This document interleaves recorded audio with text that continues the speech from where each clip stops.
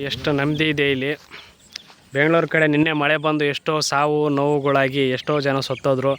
ಆದರೆ ಹಳ್ಳಿಲಿ ನೋಡಿ, ದುಡಿಮೆ ಕಡಿಮೆ ಇರ್ಬೋದು, ಬಟ್ ಆದರೆ ನೆಮ್ಮದಿಯಿಂದ ಪೀಸ್ಫುಲ್ಲಾಗಿ ಬದುಕ್ತಿದ್ದಾರೆ.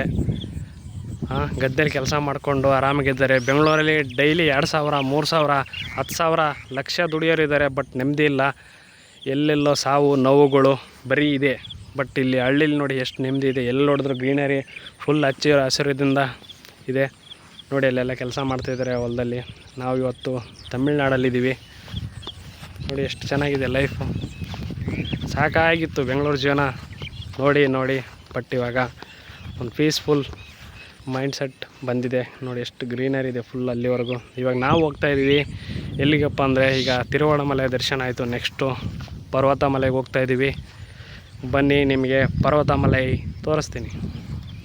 ನೆಕ್ಸ್ಟ್ ಬ್ಲಾಗಲ್ಲಿ ಸಿಗೋಣ. ಓಕೆ, ಬಾಯ್, ಟಾಟಾ.